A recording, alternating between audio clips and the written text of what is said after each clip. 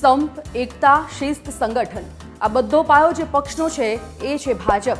પણ હવે કદાચ અહીંયા પણ ખેલ શરૂ થઈ ગયો બરાબરનો. નર્મદામાં જે થયું એ હમણાં તો ચર્ચાનો મુદ્દો છે. એ કાર્યક્રમમાં પ્રોટોકોલ ન જળવાતા અને અપમાન થતા ધારાસભ્ય ડોક્ટર દર્શનાબેન દેશમુખે કાર્યક્રમ છોડીને ચાલતી પકડી અને અહીંથી ન અટકતા તેઓ તો ધરણા પર જ બેસી ગયા. વધુમાં સાંસદ મનસુખ વસાવા પણ બેનના સમર્થનમાં આવી ગયા. આવી ઘટના તો જામનગરમાં પણ બની.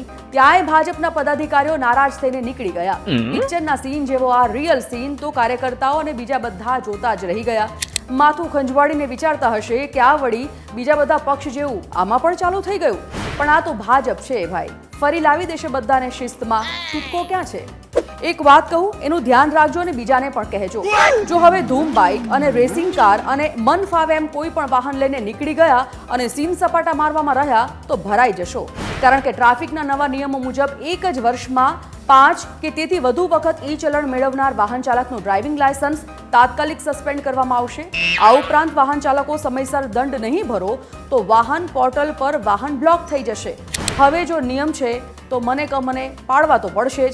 પણ આ નિયમો બનાવવા વાળાને પણ જરા કોઈ જઈને કહો કે અમે તો મરજીથી કે મજબૂરીથી નિયમો પાડીશું જ, પણ તમે જે અમને વાયદા કરીને રોડ રસ્તાઓની સુવિધાઓ નથી આપતા એના માટે કોઈ ધારાધોરણો છે ખરા કે નહીં? પેલી કહેવત છે ને, એક હાથે તાળી ન વાગે, તમે તો એને ખોટી પાડી. પણ કહેવાય છે કે બોસ ઇઝ ઓલવેઝ રાઈટ. તમે સાહેબ છો એટલે ખરા જ હશો. ભાઈ, હવે આ નકલી સાંભળીને કંટાળી ગયા. જીવન જરૂરિયાતની વસ્તુથી લઈને ખાવા પીવાની વસ્તુ અને ત્યાં સુધા કે માણસો પણ નકલી લાગણીવાળા હવે તો જ્યાં જુઓ ત્યાં ભટકાયા કરે છે. જો માંડીને વાત કરીશ તો વાર્તા બહુ લાંબી થશે, એટલે સીધી મુદ્દા પર આવું છું. ગુજરાતમાં હજારો કિલો નકલી ઘી, લાખો લીટર નકલી ખાદ્ય તેલ અને મોટો જથ્થો નકલી પનીર, આમ કુલ મળી કરોડો રૂપિયાનો નકલી પદાર્થ પકડાયો. નવાઈ એટલી નથી લાગતી કેમ કે આવું પહેલીવાર નથી બન્યું. છાશવારે આવું સામે આવે છે. નવાઈ ત્યારે લાગશે જ્યારે આવા લોકોને અને તેમની આવી દુકાનોને હંમેશા માટે સીલ મરાશે. બાબુઓ જનતાને લૂંટવામાં તો કોઈ કસર બાકી નથી રાખતા. જો ખરેખર હિંમત અને જીગર હોય તો આવા લોકોને પાઠ ભણાવો. ક્યારેક તો જનતાને પણ મોકો આપો કે તમારી વાહવાહી કરે.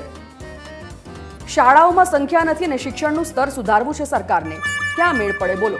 ભણાવીને ભલું કરવું હોય તો પહેલા ભરોસો તો જીતો. ખાલી અમદાવાદમાં 12 ગ્રાન્ટેડ શાળાઓમાં બાળકોની સંખ્યાના અભાવે 17 જેટલા ક્લાસના શટર ડાઉન થાય તો નવાઈ નહીં. એંધાણ તો એવા જ છે. અમે નથી કહેતા, વિદ્યાર્થીઓની ઘટતી સંખ્યા જોઈને શાળાઓએ જ ડીઓ કચેરીએ દરખાસ્ત કરી છે. મજાક બાજુ પર મૂકીને વિચારીએ તો આ ખરેખર ચિંતા અને શરમ બંનેનો વિષય છે.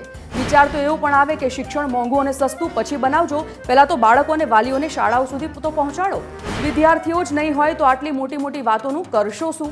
અને એમાં પણ જ્યારે મત માંગવા જશો ત્યારે પણ શિક્ષણનો મુદ્દો તો ઉઠાવી જ નહીં શકો. બાકી જોવાવાળી થશે.